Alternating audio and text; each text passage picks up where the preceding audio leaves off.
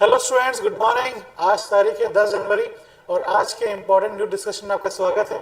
आज की जो इम्पोर्टेंट न्यूज है उसको देख के आप हैरान हो जाओगे कि पहली जो न्यूज है वो है वर्ल्ड फायर पावर इंडेक्स के रिगार्डिंग। आपको लगता होगा कि सबसे पावरफुल जो कंट्री है फायर पावर में वो यूएस होगी और चाइना होगी। तो अगर आप यूएस सोचते हो तो बात सही है, पर जो सेकेंड ऑप्शन है वो गलत है। China second most powerful country नहीं है, रशिया है। देखिए, कल global fire power index release हुआ है, उसमें बताया गया है कि यूएसए मोस्ट पावरफुल कंट्री है, उसके बाद रशिया है, फिर चाइना है और हमारा भारत देश महान चौथे नंबर पे आता है, जो कि बहुत अच्छी बात है ना। फोर्थ नंबर पे इंडिया है। ईरान जो पूरे साल भर न्यूज में रहा है वो कौन से नंबर पे है? 16th नंबर पे है। इजराइल 15th नंबर पे है। और इजराइल से ज्यादा पावरफुल कौन सा देश बताया गया है? पाकिस्तान बताया गया है। इसका कारण इजराइल से ज्यादा पावरफुल पाकिस्तान इसलिए बताया गया है क्योंकि नंबर ऑफ ट्रूप्स जो सोल्जर्स हैं, पर्सन है, वो ज्यादा है पाकिस्तान के पास। यहाँ पे टेक्नोलॉजी वाली बात नहीं हो रही है, यहाँ पे ये बात हो रही है कि किसके पास बड़ी आर्मी है। फायर पावर से ये नहीं है कि किसके पास कितनी पावरफुल टेक्नोलॉजी है, ये वाली बात नहीं चल रही है। यहाँ पर ये बात चल रही है कि किसके पास कितने पावरफुल, मतलब लॉन्ग टर्म तक कौन सा देश लड़ाई कर सकता है, ये बारे में बात चल रही है। तो यूएसए फर्स्ट में, रशिया, चाइना। इंडोनेशिया को देखो आप, इंडोनेशिया जो बहुत स्पीड से ऊपर उठते जा रहा है। एशिया का एक और देश है ये इंडोनेशिया, जो बहुत स्पीड से ऊपर उठ रहा है। जर्मनी ऊपर उठा है, इटली ऊपर उठ गया है। तो ये सारा इमेजेस है, ठीक है। पाकिस्तान पहले हमारे से थोड़ा कम था, मतलब हम चौथे नंबर पे थे, पाकिस्तान छठवें सातवें में था। पर अभी पाकिस्तान की रैंक और कम हो गई है after this operation Sindhu. Pakistan 14th number पे आ गया। तो पाकिस्तान हमसे अगर लड़ाई करेगा तो पाकिस्तान हमेशा ही हारता रहेगा, ये पाकिस्तान को पता होना चाहिए। जो दूसरी न्यूज है वो restrictive software tool use for SIR. Restrictive software tool SIR के रिगार्डिंग हमेशा, मतलब हम 5-6 बार डिस्कस कर चुके हैं एसआईआर के रिगार्डिंग। फिर से वही न्यूज आई है, special intensive revision, full form है एसआईआर का। बंगाल में ये इस एसआईआर का प्रोग्राम चल रहा है। इलेक्शन कमीशन वोटिंग लिस्ट बना रहा है वहां पे बंगाल में। अब हो क्या रहा है कि बंगाल में इलेक्शन कमीशन ने 1.4 करोड़ लोगों को, अराउंड 1.5 करोड़ लोगों को, पॉपुलेशन को वोटिंग लिस्ट से बाहर कर दिया है। अब बाहर करने का कारण क्या है? बाहर करने का कारण यह है कि अगर स्पेलिंग में ROY है तो RAY लिख दिया तो आप वोटिंग लिस्ट से बाहर हो। अगर आपके पिताजी के नाम में कुमार लिखा है और आपके नाम में कुमार नहीं लिखा है, मतलब अमित कुमार मिश्रा का लड़का है सुमित मिश्रा, तो सुमित में कुमार नहीं लगा है तो वो आपका बच्चा नहीं है, तो उसको वोटिंग लिस्ट से बाहर कर दो। तो इस तरीके से वोटिंग लिस्ट से बाहर कर दिया है। अगर आपकी फैमिली में 5 बच्चे तो इसलिए वोटिंग लिस्ट से बाहर कर दो। अगर आप पेरेंट और बच्चे की एज में 10 साल से कम का गैप है तो उसे वोटिंग लिस्ट से बाहर कर दो। तो इस तरीके से सॉफ्टवेयर ने बहुत सारे लोगों को, अराउंड 1.5 करोड़ पॉपुलेशन को वोटिंग लिस्ट से बाहर कर दिया है, जिसकी वजह से बंगाल के लोग परेशान है, बंगाली गवर्नमेंट परेशान है। और ये फिर परेशान होते हैं, फिर कोर्ट में जाते हैं। कोर्ट बोलता है इलेक्शन कमीशन को, सर ये सब जो काम कर रहे हो ये मत करो।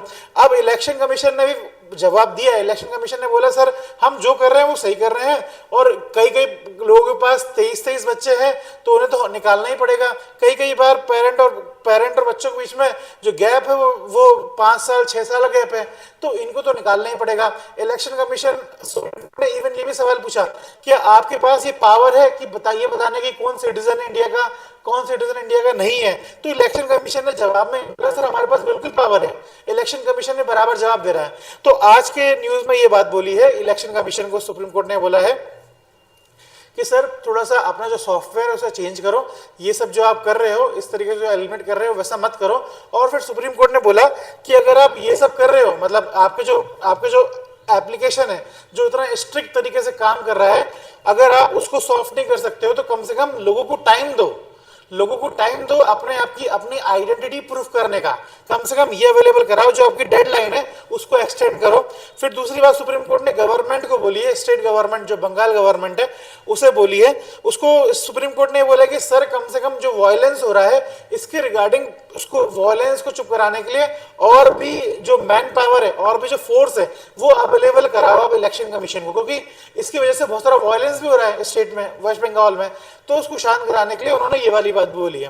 ठीक है, तो इसको हम बहुत बार डिस्कस कर चुके हैं, मैं पूरा लिख के भी लाया हूं, पर वो कोई फायदा नहीं है। देखो, एक्सटेंशन ऑफ डेडलाइन करने के लिए बोला है, मैन पावर करने के लिए बोला है, और वायलेंस इन्वेस्टिगेशन। देखो, कई बार जो वायलेंस होता है ना, वो मतलब जानबूझ के पैसा खर्च करके कराया जाता है, इंटेंशनल वायलेंस कराता है। वो एक आम जनता परेशान होकर वायलेंस नहीं करती है, वो कई बार वायलेंस इंटेंशनली करा जाता है।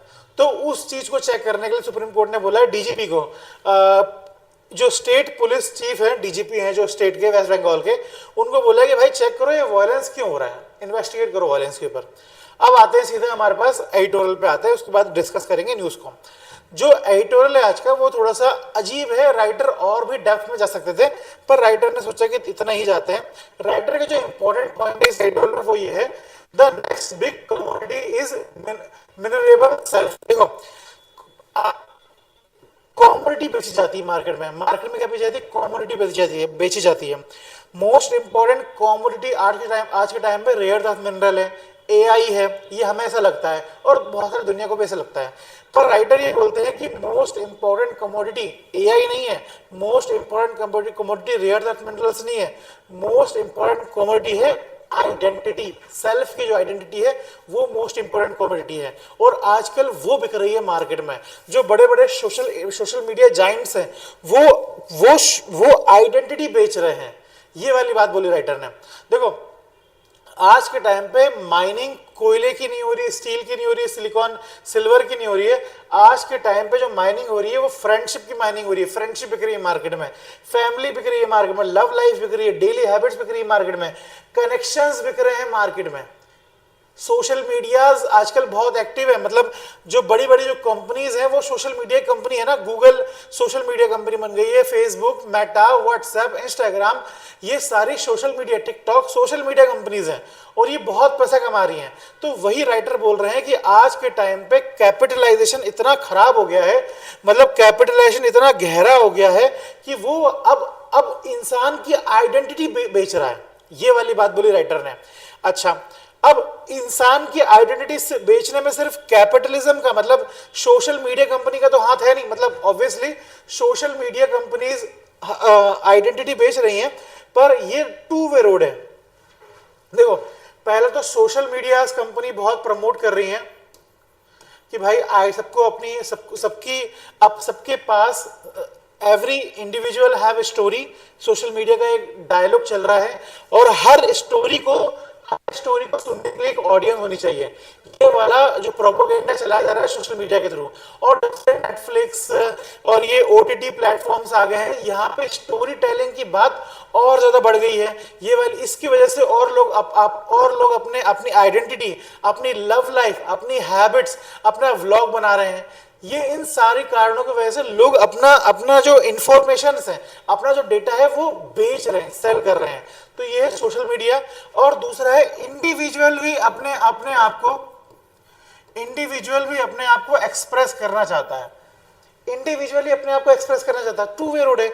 अगर इंडिविजुअल नहीं चाहेगा अपने आप को एक्सप्रेस करना तो गलत होगा, और ये बात बुरी नहीं है। इंडिविजुअल को अपने आप को एक्सप्रेस करना चाहिए, सबको बोलना चाहिए, सबको बात करना चाहिए, सबको अपनी फीलिंग को एक्सप्रेस करने का अधिकार है, बिल्कुल बात सही है। पर राइटर ये कहते हैं कि आज के टाइम पे जो सेल्फ का कॉन्सेप्ट है, सेल्फ का कॉन्सेप्ट बहुत बदल गया है। हम लोग जो अपना शैलो सेल्फ होता है वो दिखाते हैं। जैसे व्लॉगिंग, कल मेरे एक दोस्त ने व्लॉगिंग शुरू करी है, तो उसने क्या करा है कि पहला जब व्लॉग डाला है, पहले व्लॉग में वो पहले रेस्टोरेंट में जाती है, रेस्टोरेंट में जाके कुछ पीती है, कुछ फैंसी ड्रिंक पीती है वो, फिर उसके बाद फिर वो कहीं ऑफिस जाती है, अपने ऑफिस में कुछ और चीज दिखाती है, फिर वो अपने कपड़े दिखाती है। तो मतलब वो अपना जो शैलो सेल्फ है वो दिखाते हैं सोशल मीडिया में, ये वाली बात कह रहे हैं राइटर। राइटर ने एक थिंकर का कोट भी करा है, देखो मैं आपको दिखाता हूं।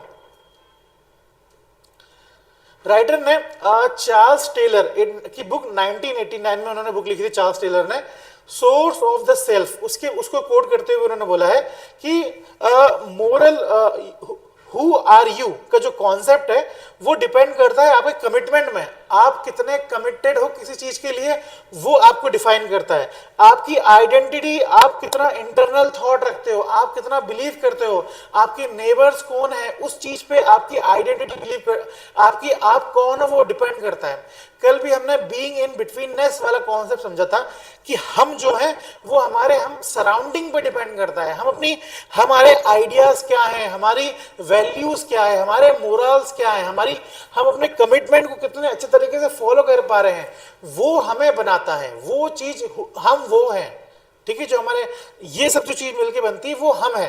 पर राइटर ये कहते हैं आज के टाइम पे सेल्फीज का जमाना चल रहा है। हम किसके साथ सेल्फी ले रहे हैं, हमारी फोटो में कितने व्यूज आ रहे हैं, हमारे बैंक में कितना पैसा है, उस हिसाब से हमारी आइडेंटिटी बन रही है।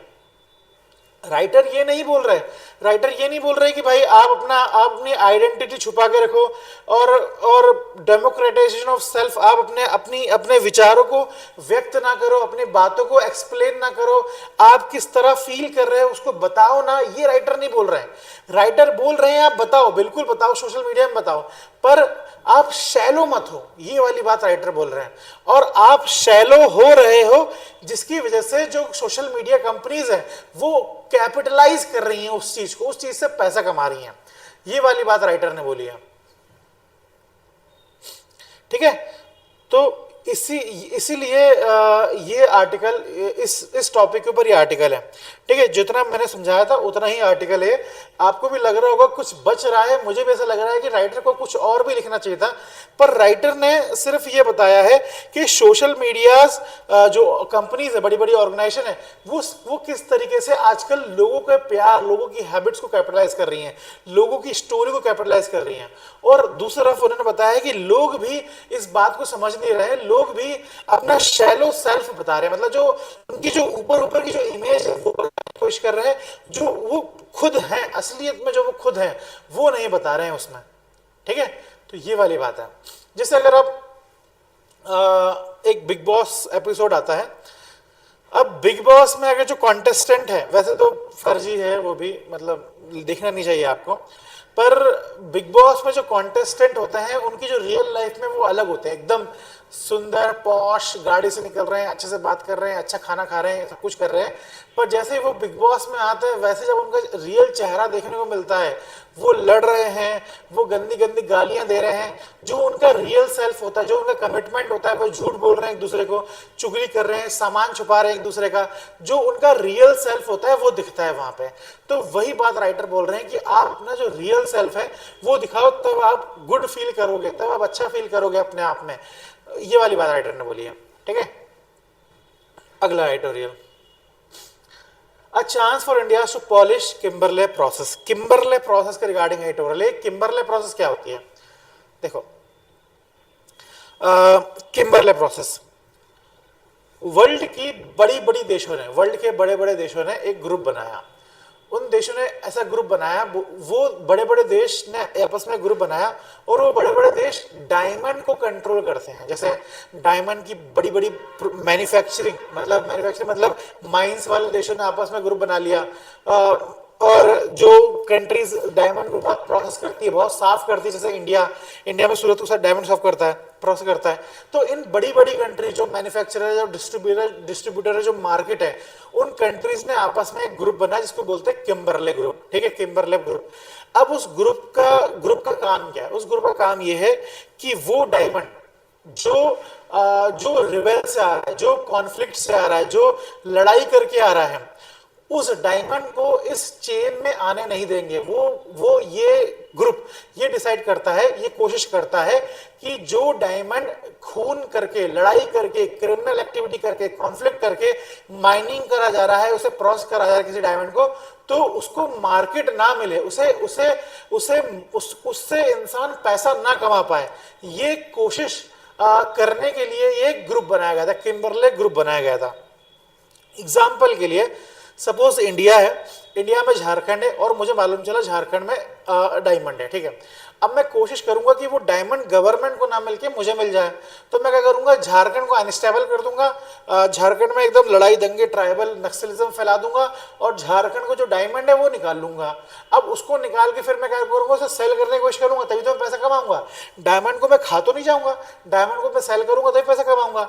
तो अब ये जो किम्बरले प्रोसेस है, जो किम्बरले ऑर्गेनाइजेशन है, 86 कंट्रीज का जो ग्रुप है, वो उसका काम ये है कि ऐसा डायमंड मार्केट में बिके ना, ये वाली बात चल रही है। ठीक है, तो उसके लिए ऐसे डायमंड मार्केट में बिके ना, और मेरे जैसे लोग जो कॉन्फ्लिक्ट करके पैसा कमा रहे हैं वो उस डायमंड को वो डायमंड को बेच ना पाए और पैसा ना कमा पाए, क्योंकि अगर मैं पैसे कमाऊंगा तो मैं और भी लड़ाई करूंगा और भी क्रिमिनल एक्टिविटी करूंगा, इसलिए मैं पैसा ना कमा पाऊं, इसलिए किम्बरले एक ऑर्गेनाइजेशन बनाई गई थी। ठीक है, अच्छा, कौन सा डायमंड बिकना नहीं चाहिए मार्केट में, मतलब कौन सा डायमंड कॉन्फ्लिक्ट डायमंड कहलाएगा?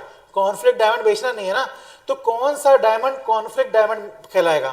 देखो ये बात जानना तो जरूरी है। देखो कौन सा डायमंड कॉन्फ्लिक्ट डायमंड नहीं कहलाएगा वो देखो आप। गवर्नमेंट क्या करेगी, जिस स्टेट से जहां से डायमंड निकल रहा है उस जगह की गवर्नमेंट क्या करेगी, सर्टिफाई करेगी, एक किम्बरले सर्टिफिकेट देगी। क्या देगी? सर्टिफिकेट देगी। अगर उस गवर्नमेंट ने सर्टिफिकेट दे दिया है, अगर गवर्नमेंट ने बोल दिया है कि ये डायमंड कॉन्फ्लिक्ट डायमंड नहीं है, तो वो डायमंड कॉन्फ्लिक्ट डायमंड नहीं है, वो किम्बरले प्रोसेस के थ्रू आराम से बिक सकता है, उसे ये 86 कंट्री सपोर्ट करेंगे बेचने में। अगर गवर्नमेंट ने कह दिया ये कॉन्फ्लिक्ट डायमंड है, मतलब सर्टिफिकेट नहीं दिया, तो वो डायमंड नहीं बिकेगा, ये वाली बात है। ठीक है, अच्छा, इसी के रिगार्डिंग राइटर ने एडिटोरियल दिया है। राइटर ने बोला है कि अब ये जो किम्बरले ग्रुप है इसका जो चेयर कर रहे हैं वो इंडिया चेयर कर रही है। अब इंडिया जब चेयर कर रही है तो इसमें गवर्नमेंट ऑफ इंडिया को कुछ चेंज करने चाहिए, कुछ पॉजिटिव चेंज करने चाहिए, वही राइटर ने बताया है। राइटर ये बोलते हैं कि देखो हमें मालूम चल गया है, राइटर ये कहते हैं कि ठीक है, मतलब ये अच्छी बात है कि किम्बरले जो प्रोसेस है, किम्बरले प्रोसेस है उसमें कॉन्फ्लिक्ट डायमंड नहीं बेचना, ये अच्छी बात है, ये वाली बात अच्छी बात है। और ये कौन सा डायमंड कॉन्फ्लिक्ट है, कौन सा डायमंड कॉन्फ्लिक्ट नहीं है, कौन डिसाइड कर रहा है? ये गवर्नमेंट सर्टिफिकेट दे रही है कि कौन सा डायमंड कॉन्फ्लिक्ट है, कौन सा डायमंड नहीं है। ठीक है, अब राइटर ने कुछ सुधार बोला है। राइटर ने ये बोला है, पहला सुधार करने के लिए राइटर ने बोला है कि सिर्फ कॉन्फ्लिक्ट डायमंड पे हमें नजर नहीं देनी चाहिए, हमें देखना चाहिए जहां पे ह्यूमन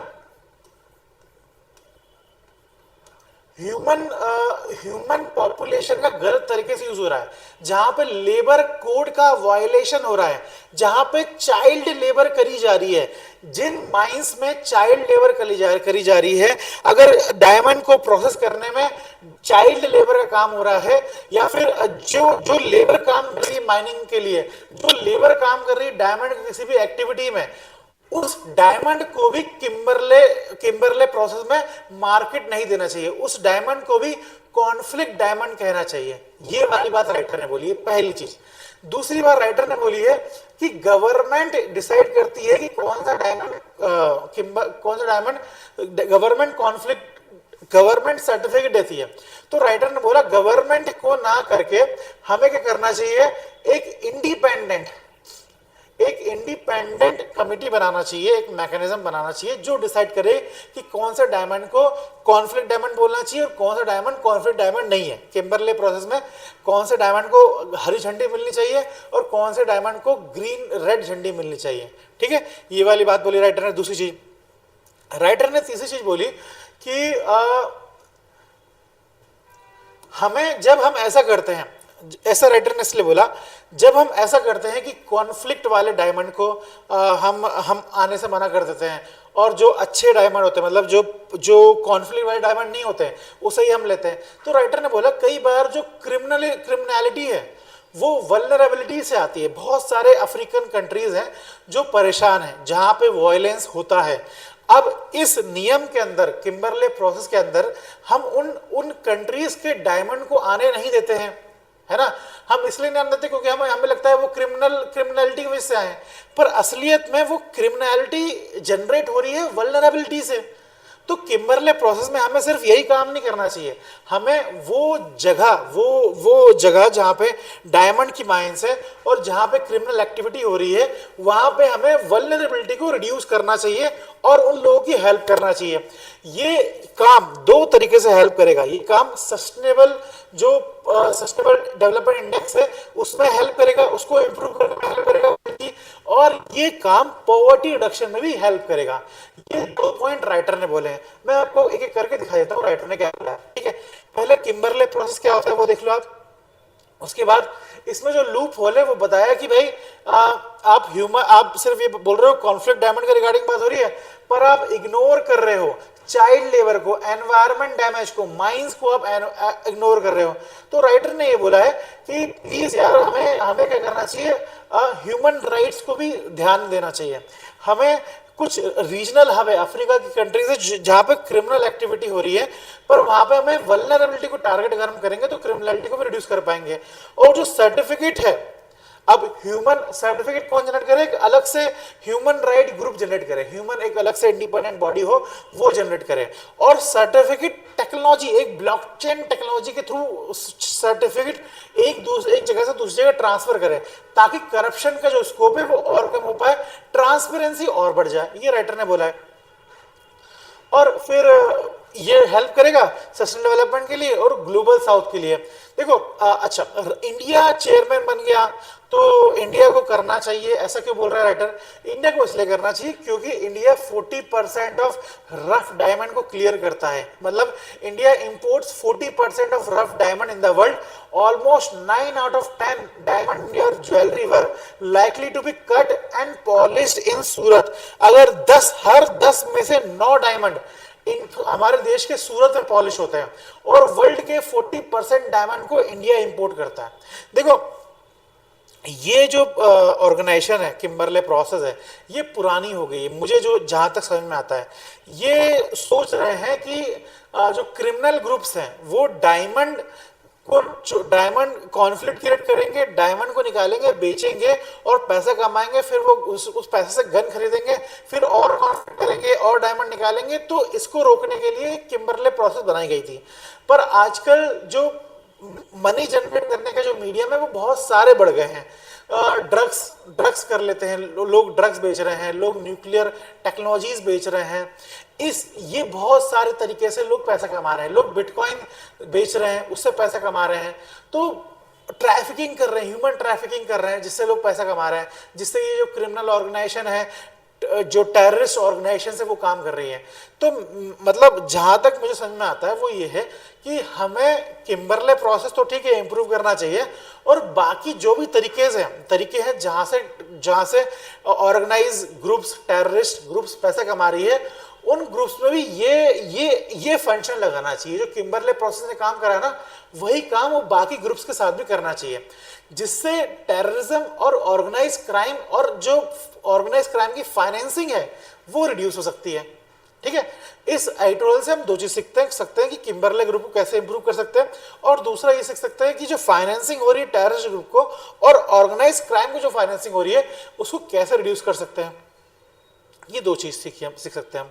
ठीक है, अगली न्यूज में आते हैं। यूनाइटेड स्टेट और इंडिया के बीच में एग्रीमेंट फाइनलाइज हो गया है, गवर्नमेंट ने डॉक्यूमेंट रिलीज कर दिया है, पीआईबी में आ गया है। ये आप देख सकते हो न्यूज़पेपर के फ्रंट पेज में भी यही न्यूज़ है, न्यूज़पेपर के अगले पेज में भी वही न्यूज़ है। तो ये तो कल का न्यूज़पेपर है, मगर न्यूज़ हर दिन ही आ रही है इसके रिगार्डिंग। पीयूष गोयल के ऊपर सवाल उठ रहे हैं, जो फार्मर्स है वो सड़कों पे उतर रहे हैं इसके रिगार्डिंग। अभी जो एग्रीमेंट हुआ है इंडिया और यूएस के बीच में, ये टेम्पररी एग्रीमेंट हुआ है, देख लो। इंट्रिम मतलब टेम्पररी एग्रीमेंट हुआ है, मार्च अप्रैल तक बोल रहे हैं कि बायलैटरल जो फाइनल डील है वो हो जाएगी। पीयूष गोयल साहब से जब सवाल पूछा गया तो वो बोल रहे हैं कि कई बार हम कंट्रीज के साथ डील करने के बाद निटी ग्रिटीज देखते हैं, मतलब जो सारी चीजें हैं वो हम बाद में देखते हैं, पहले डील कर लेते हैं। यूएस के साथ पहले हम निटी ग्रिटीज देख रहे हैं, फिर फाइनल डील बाद में कर लेंगे। ठीक है, ये वाली बात बोली। अब इस डील में क्या क्या 500 बिलियन का ट्रेड करेंगे, ये वाली बात तो हो गई। रेसिप्रोकल टैरिफ 18% से टैरिफ टैक्स कम कर दिया, ये वाली बात भी हो गई। मतलब पहले 50% टैक्स लगाते थे, अब 18% लगाएंगे। रेसिप्रोकल टैरिफ भी कम कर दिया है। और जो हम जो ऑयल इंपोर्ट करते थे रशिया से, उसकी वजह से यूएस हम पे सैंक्शन भी लगाता था, 25% का टैरिफ सैंक्शन भी लगाता था, वो भी कम कर दिया, तो 18% हो गया। दूसरी चीज ये है कि यूएस हम पे एक और सैंक्शन लगाता था, एक और सैंक्शन के नाम पे टैरिफ लगाता था। वो ये बोलता था कि कोई भी बाहर कंट्रीज से एल्यूमिनियम या फिर कोई भी स्टील हम इंपोर्ट नहीं करेंगे, वो नेशनल सिक्योरिटी के लिए खतरा है, ये बोला था। तो वो भी हटा दिया गया है, ठीक है। National security relief, the US has removed a sanction to 232 penalties on India steel and aluminium. अब इंडिया के जो स्टील है और एल्यूमिनियम है वो यूएस में एक्सपोर्ट कर सकते हैं, ये वाली बात हो गई, ठीक है। अब यूएस को क्या फायदा होगा?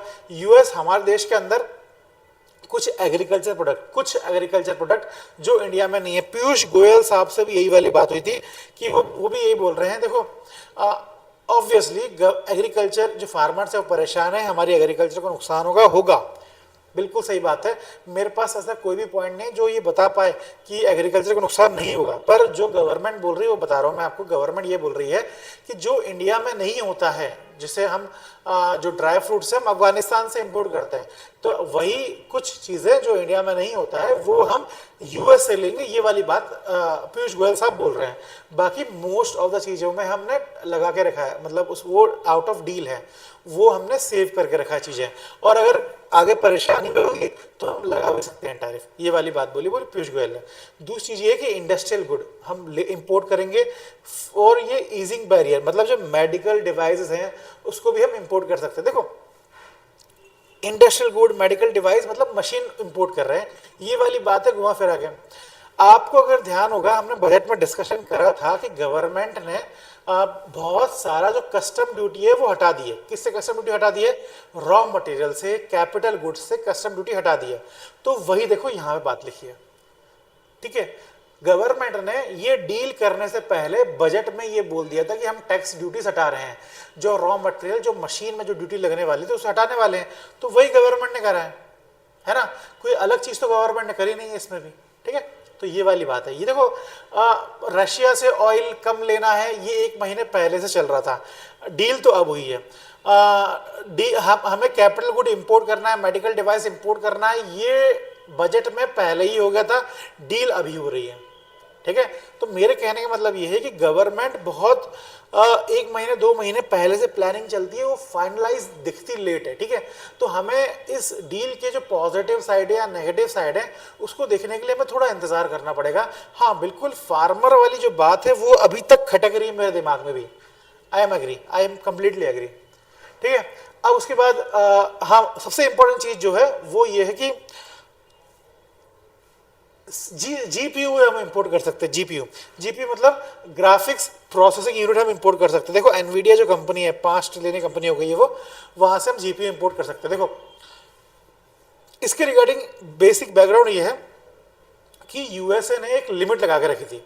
यूएसए ने ये लिमिट लगा के रखी थी, हमारे देश से अमेरिकन कंपनीज एक लिमिटेड अमाउंट में जीपीयू एक्सपोर्ट कर सकती है, ये लिमिट लगा के रखी थी अमेरिका ने। जब से टैरिफ लग रहा था उसके बाद तो हम जीपीयू इंपोर्ट नहीं करते। एनवीडिया 5 ट्रिलियन कंपनी हो गई थी, फलाने गाना बहुत न्यूज में भी चल रहा था, एआई न्यूज में चल रहा है हर दिन, जो हेल्प करता है, मतलब जो जीपीयू हेल्प करता है एआई बनाने के लिए। अब चाइना ने बहुत सारे जीपीयू पहले से ही खरीद के रखे थे, पर इंडिया ने जीपीयू खरीद के नहीं रखे थे, तो इंडिया के पास शॉर्टेज चल रही थी जीपीयू की, ठीक है।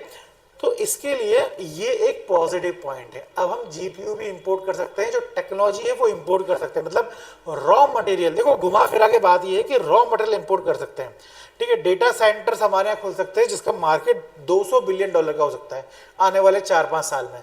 डेटा सेंटर खुल सकते हैं, एआई कंप्यूटर हम बना सकते हैं, और टेक्नोलॉजी में हम ग्रो कर सकते हैं।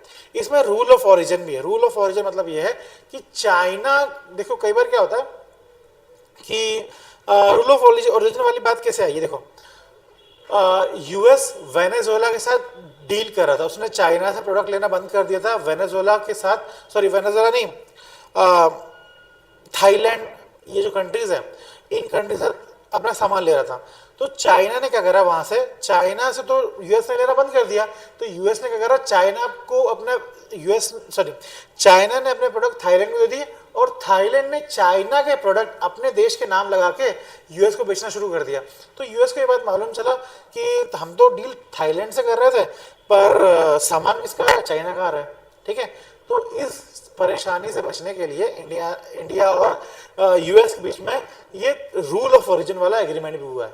रूल ऑफ ओरिजिन मतलब अगर प्रोडक्ट इंडिया का है तो ही यूएस खरीदेगा, अगर प्रोडक्ट यूएस का है तो ही इंडिया खरीदेगा, ये वाली बात हुई है। ठीक है, फिर कयासनर फॉरेस्ट डिजीज, कयासनर फॉरेस्ट डिजीज है, ये वायरल डिजीज है। देखो ये वेस्टर्न घाट में जंगल है, कयासनर जंगल है, यहाँ पे एक वायरल डिजीज फैल रही है जो आमतौर पर बंदरों को होती है डिजीज। ठीक है, अब ये डिजीज बंदरों से इंसानों को भी आ रही है। इंसानों को कैसे आती है ये डिजीज? जब बंदर मर जाते हैं, ये वायरल डिजीज एक्चुअली, जब बंदर मर जाते हैं तो उनकी डेड बॉडी में ऐसे जो कॉकरोचेस होते हैं ना, वो चढ़ जाते हैं इनकी डेड बॉडीज में। फिर ये कॉकरोचेस क्या करते हैं, ह्यूमन को काटते हैं, तो जिसकी वजह से वो बीमारी ह्यूमन पे फैल जाती है। जो फ्लाइज होती है जो वो ह्यूमन को काटती है, फिर वो वायरस ह्यूमन तक फैल जाता है। ठीक है, इसकी वजह से ह्यूमन के अंदर भी बीमारी आ रही है। जब ये वायरस ह्यूमन के अंदर आता है तो पहले कुछ दिन तो फीवर होता है, उसके बाद 1 महीने के बाद ह्यूमन का दिमाग चलना बंद हो जाता है, बॉडी पैरालाइज हो जाती है, ये सारी परेशानी आ जाती है। ठीक है, तो इसके रिगार्डिंग न्यूज़ ये है कि गवर्नमेंट ऑफ मतलब हमारे देश ने इसके रिगार्डिंग मेडिसिन बना ली है। ठीक है, और मेडिसिन की टेस्टिंग शुरू हो गई है, फेज 1 टेस्टिंग का शुरू हो गया है। और किसने बनाई medicine? Immunological limited, Indian immunological limited ने बनाई है और नेशनल इंस्टीट्यूट ऑफ वायरोलॉजी, इन दोनों ने मिलकर मेडिसिन बनाई है जिसका फेज 1 टेस्टिंग का फेज 1 भी शुरू हो गया है। ठीक है, ये न्यूज है इसके रिगार्डिंग। वेस्टर्न घाट में डिजीज होती है, वायरल डिजीज है। हाँ, इसमें एक बात याद रखिएगा, ये डिजीज ह्यूमन टू ह्यूमन नहीं फैलती है, ह्यूमन टू ह्यूमन ये डिजीज नहीं फैलती, ये वाली बात याद रखिएगा। चलिए अगली है चंद्रयान 4 की रिगार्डिंग। देखो अब चंद्रयान 4 हमें सेंड करना है मून में 2028 तक। कब तक सेंड करना है? 2028 तक सेंड करना है। अच्छा, कहाँ पे सेंड करना है? मून पे सेंड करना है। अब मून पे सेंड करना है, मून पे कहाँ सेंड करना है? मून का जो साधन हिस्सा है जहाँ पे रोशनी नहीं जाती है वहाँ पे सेंड करना है। कहाँ पे सेंड करना है? मून के सदर्न पार्ट जहाँ पे रोशनी नहीं आती है। सपोज ये मून है, मून का जो सदर्न एरिया है जहाँ पे रोशनी नहीं आती है वहाँ पे डालना है। ठीक है, अब मून के सदर्न हिस्से में डालना है तो यहाँ पर कहाँ पे लैंड कराना है? मून का जो साधन हिस्सा है तो वो तो बहुत बड़ा होगा, कहाँ पे लैंड कराना है? तो इसरो ने चार लोकेशन देख रखी है कि जहाँ पे हम लैंड करा सकते हैं, हमारा चंद्रयान 4 लैंड करा सकते हैं। उसमें से जो सबसे अच्छी लोकेशन है वो है MM4। MM4 को फाइनलाइज कर लिया है इसरो ने, उसके रिगार्डिंग न्यूज़ है। ठीक है, MM4 क्या है? MM4 एक हिल है जो मून पर है, इसका नाम है मोनस माउंटेन। ठीक है, मोनस माउंटेन एक जगह है जो माउंटेन है मून पे, वहां पे क्या करा है, उस लोकेशन में हमारे इसरो ने डिसाइड करा है कि वहां पे अपना चंद्रयान लैंड करेंगे। ठीक है, चंद्रयान 4 लैंड करेंगे। ये माउंटेन कैसे बना है? ये माउंटेन चांद पे एक एस्टेरॉयड हिट करा है, उसकी वजह से वो बन गया। 6000 साल पुराना माउंटेन है ये, उसके ऊपर लैंड करा जाएगा। जहां पर अंधेरा है मून का, सदर्न एरिया जो मून का है वहां पर लैंड करा जाएगा। ठीक है, ये होगी पहली बात। इतना ज्यादा जानने की जरूरत नहीं, पर ये समझ लो मून माउंटेन क्या है, कहाँ पर है, कौन से हिस्से में है, क्यों इंपॉर्टेंट है, ये जान लो। इसका नाम ये इसलिए रखा है क्योंकि एक साइंटिस्ट थे इसरो में, मेलबर्न रॉय मूटन, ये साइंटिस्ट थे, इनके नाम पे ही ये माउंटेन का नाम रखा गया। ये मैथमेटिशियन थे इसरो में, नासा में। ठीक है, कहाँ पे मैथमेटिशियन थे? नासा में, उनके बेस में ये नाम रखा गया था। तो वहीं पर ही इंडिया लैंड कराना चाहता है, इसरो अपना लैंड कराना चाहता है। अब सॉरी, हाँ, चंद्रयान 4 के बारे में देख लेते हैं। चंद्रयान 4 क्यों इंपॉर्टेंट है? देखो चंद्रयान 3 और चंद्रयान 4 में बहुत डिफरेंस है। चंद्रयान 3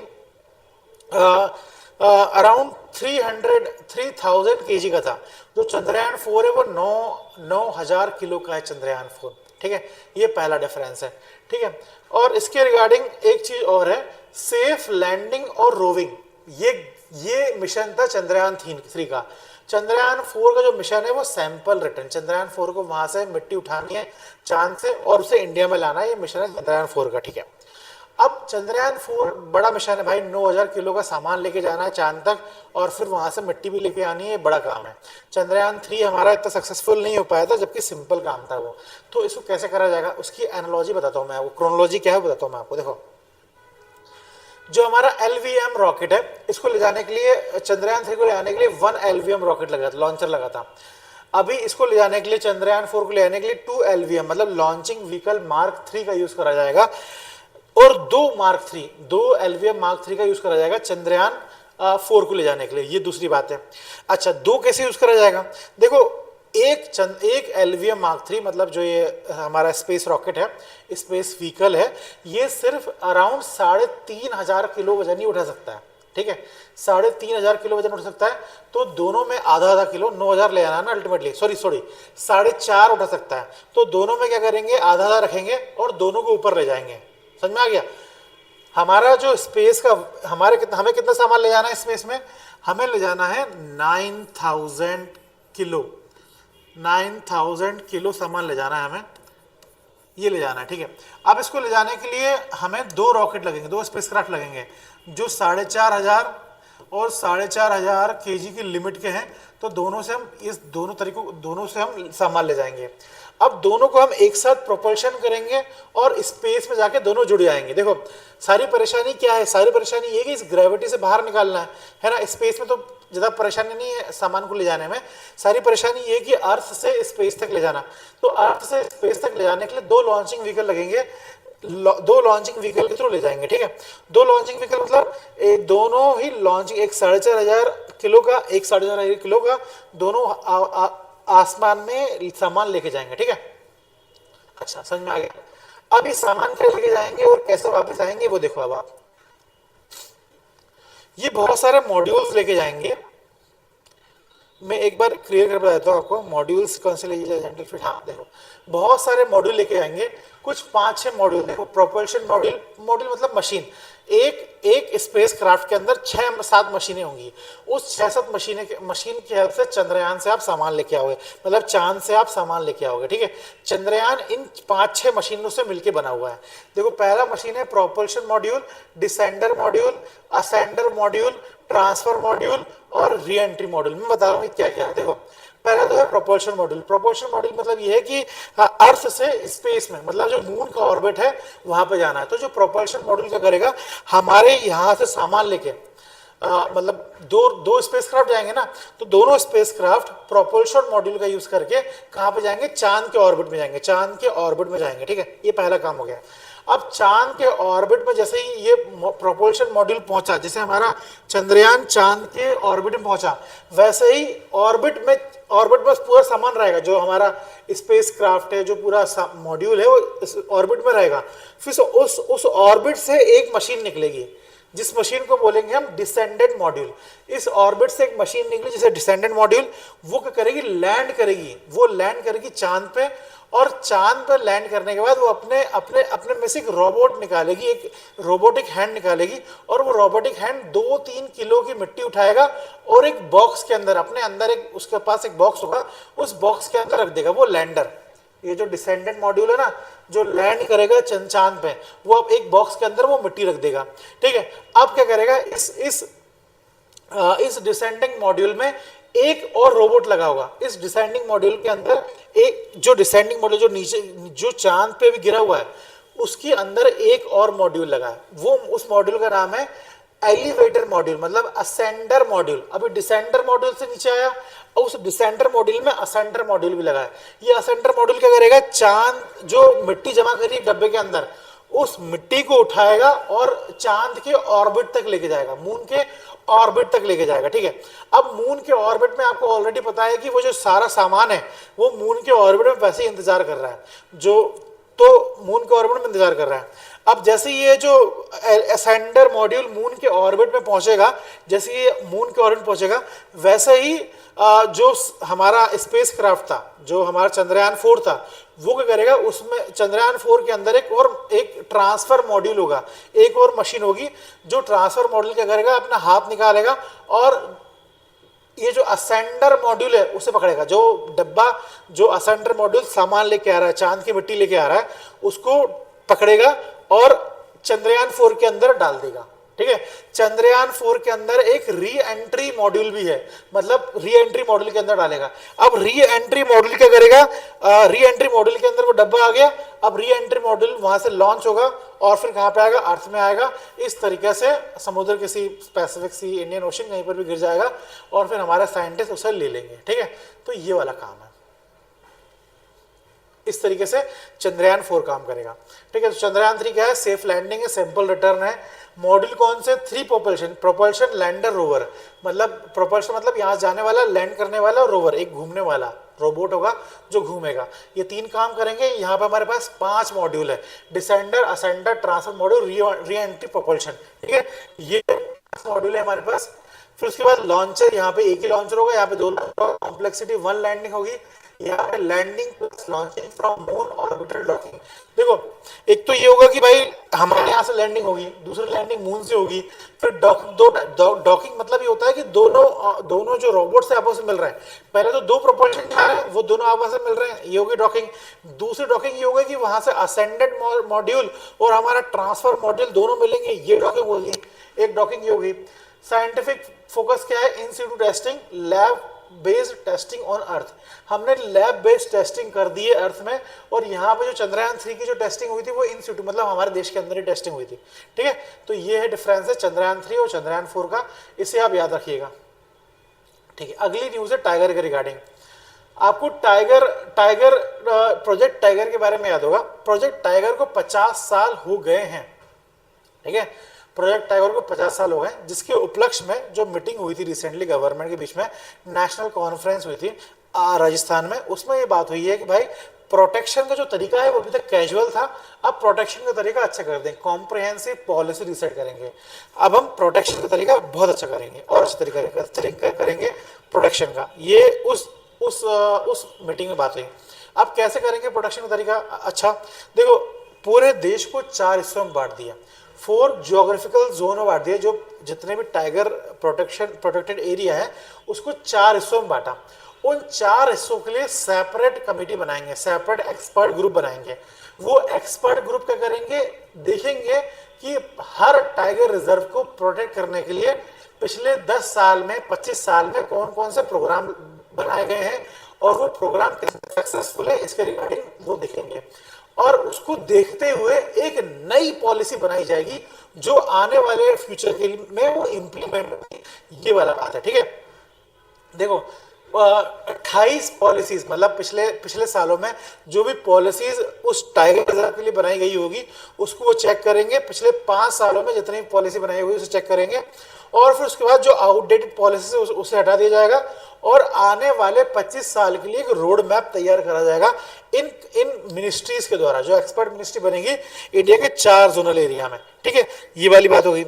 अगली बात ये है कि सिचुएशन ऑफ रिजर्व, ये देखेंगे कि रिजर्व की सिचुएशन क्या है। आजकल जो ह्यूमन एनिमल कॉन्फ्लिक्ट बढ़ रही है वो देखेंगे कि इसको कैसे कम कर सकते हैं। बहुत सारे ब्रिजेस बनाए जाएंगे, देखो इंफ्रास्ट्रक्चर बनाए जाएंगे। आए दिन ये न्यूज आती है कि ह्यूमन एनिमल कॉन्फ्लिक्ट हो गई है। क्यों कॉन्फ्लिक्ट हो गई है, क्योंकि जंगलों के बीच से सड़क जा रही है ना, इसकी वजह से ह्यूमन एनिमल कॉन्फ्लिक्ट हो रही है। तो इस तरीके से इंफ्रास्ट्रक्चर बनाया जाएगा कि कॉन्फ्लिक्ट ना हो। आपने अभी रिसेंटली सुना होगा काजीरंगा में सड़क बनाई गई है, पर वो सड़क ब्रिज बनाया गया है, मतलब ऊपर सड़क जा रही है वो। ठीक है, वैसा ही इंफ्रास्ट्रक्चर बनाने के बारे में बात चल रही है। ठीक है, बहुत सारे जंगलों में भी इस तरीके का इंफ्रास्ट्रक्चर बना रहे हैं ताकि मैन और ह्यूमन कॉन्फ्लिक्ट ना हो, ये वाली बात चल रही है। ठीक है, हाँ, लेटेस्ट अभी 6th all India tiger estimate हो रहा है और जो 5 जनवरी शुरू हो गया, और इस टाइगर सेंसस में टाइगर के नंबर बढ़ के ही आएंगे। क्यों बढ़ के आएंगे, क्योंकि अभी हमने देखा था, कुछ दिनों पहले देखा था कि झारखंड में एक टाइगर रिजर्व था जिसको नक्सलियों ने कंट्रोल करके रखा था। अब जब नक्सल वहां से हटेंगे तो वहां पर टाइगर्स के नंबर को अब काउंट कर पाएंगे। अब जब टाइगर के नंबर हम काउंट कर पाएंगे तो ऑब्वियसली टाइगर के नंबर बढ़ेंगे। ठीक है, अभी जो करंट सेंसस है वो अराउंड अभी चल रही है सेंसस 3000, मतलब 3500 से ऊपर टाइगर का पता चल गया है। नेटवर्क साइज 58 टाइगर रिजर्व है इंडिया में। Global share 75% of world's wild tigers India में है। ग्रोथ रेट 6.1% की स्पीड से टाइगर हमारे देश के अंदर ग्रो कर रहे हैं। ठीक है, अच्छा, और बड़ा कह सकते हैं इंस्टीट्यूशनल कोऑर्डिनेशन करके, फ्रंटलाइन वेलफेयर करके। कई बार क्या होता है, बहुत सारे टाइगर रिजर्व में जो लोग हैं उनके नंबर्स कम है, जिसकी वजह से और कॉन्फ्लिक्ट बढ़ रही है, तो वो नंबर बढ़ाए जाएंगे। दूसरा ये है कि की फोकस करा जाएगा, मतलब बहुत सारे इंस्टीट्यूशन जो टाइगर रिजर्व कर रही है, wild life institute of India, NTCA, zoological survey of India, इनके बीच में कोऑर्डिनेशन बढ़ाया जाएगा। जब कोऑर्डिनेशन बढ़ेगा तो प्रोडक्शन अच्छे से बढ़ेगा, रिजर्व को मेंटेन कर पाओगे आप और अच्छे से इंप्रूव कर पाओगे टाइगर के नंबर पर। बाकी जितने भी जोग्राफिकल एनिमल्स है, इंपॉर्टेंट एनिमल्स है, उसको इंप्रूव करने के रिगार्डिंग हम काम कर पाएंगे। कोऑर्डिनेशन वाली बात हर जगह काम आएगी। पॉवर्टी रिड्यूस करना है तो कोऑर्डिनेशन करो, अगर आपको टेररिज्म रिड्यूस करना है तो कोऑर्डिनेशन करो, एनिमल के नंबर बढ़ाना है तो कोऑर्डिनेशन करो।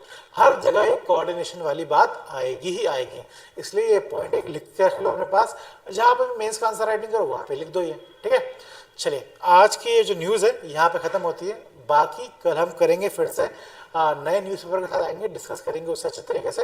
अगर आप हमारे न्यूज़ डिस्कशन को पसंद करते हो, if you like our content, तो please like, comment and subscribe our channel. Thank you, have a nice day.